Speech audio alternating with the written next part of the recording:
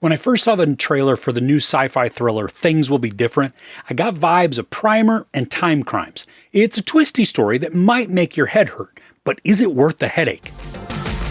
In order to escape the police after a robbery, two estranged siblings lay low in a mysterious farmhouse that transports them through time, hiding them from consequences and punishment. But while there, they reckon with a cryptic force that pushes their familial bonds to unnatural breaking points. This stripped-down thriller uses its sparse production to rely heavily on dialogue, creative camera work, and a patiently dripping story that uses long stretches of time to build tension through monotony. And that may sound like it's a backhanded compliment, but the quiet of the story is part of the unnerving quality that intensifies the suspense and even dread.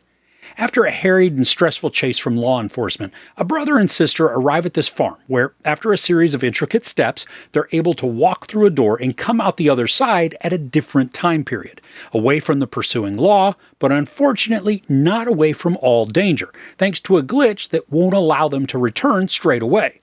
Now, there are further complications that come into play, but I'm going to save those for your brain to melt over while you watch it. Time is a major function of the story, and I love how creatively the camera shows us how it passes. There's a sequence at one point in the film where the camera appears to be rotating 360 degrees, and at certain points, the scenery changes, all while the panning continues unbroken. Now, this is done without dialogue, and it is a bit creepy, knowing things are changing, but being unable to view everything that's being affected. And thanks to the pared-down production, we mainly just see two actors on screen, much of the time creating the dialogue from their expressions and their movements rather than from their mouths.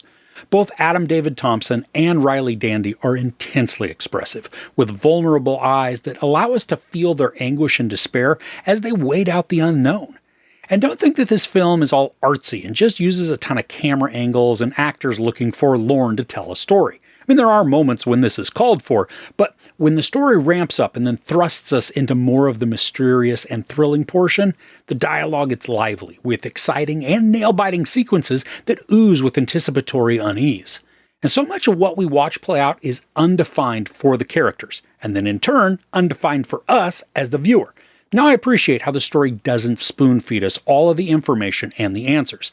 There are clues, and even some direct exposition, but it still requires a bit of brain power to grasp what's being offered.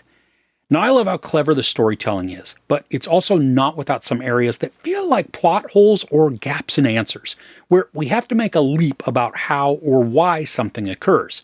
Take the instance of even knowing about the farm and its mystical powers. We're shown very brief clues as to the connections and what they mean, but based on everything that we watch play out, I'm left with only guesses as to the solution of that particular arc.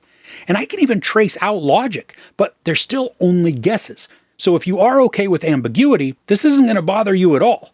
But there's still the issue that I struggle with about how a certain bit of knowledge even came into play, making me lean more towards a small plot hole than just simply a lack of understanding. And it could still be that I missed a clue or was just too thick to figure something out, but it would be nice to know concretely either way. From a technical perspective, this is a beautiful movie to take in. The scenery is calling out to just be showcased with gentle, rolling hills, vast fields that can be either snow-covered, barren, or filled with corn stalks.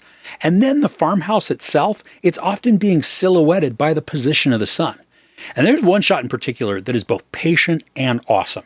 It is an extremely wide shot that gives us massive perspective on this huge chunk of land.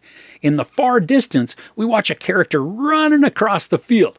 Thanks to the width of the shot and then the distance away from the subject, this is a decently long sequence. And it can sound like it's boring, but instead it's immersive and suspenseful.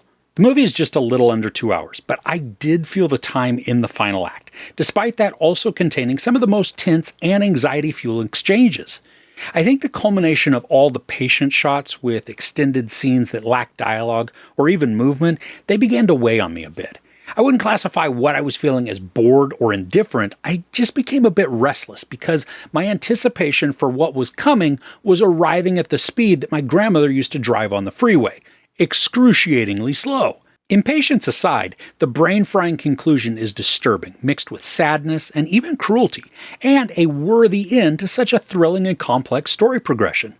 The layered storytelling where complexities are piled upon each other while also making the audience work for some of the understanding leaves us with a creatively presented narrative, despite some holes in the logic. I was enthralled with trying to figure out what was happening and why, working to solve each new clue or reveal before the story did. And satisfyingly, the majority of the time, I couldn't guess the reveals, allowing the twist to take me on the ride that the filmmakers designed.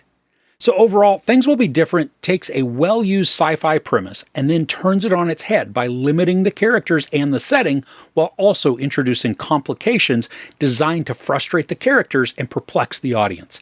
The mystery at the heart of the thriller doesn't always provide the necessary clues or answers, and the story does feel long as it reaches the final act.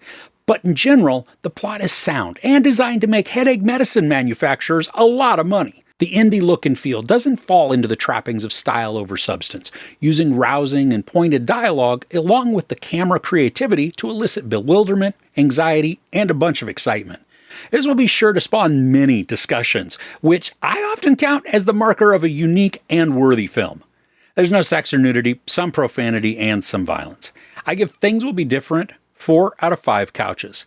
This is a great one to see with a bunch of friends or family, but be sure that they like to put on their thinking caps and dissect stories. There's a lot to talk through. All right, do you have any sci-fi thrillers that you can recommend to me? I'd love to hear about them in the comments below. If you enjoyed this review, please give it a like. Also, don't forget to share and subscribe. I'm Chris. This is Movies and Munchies. Thanks for couching with me.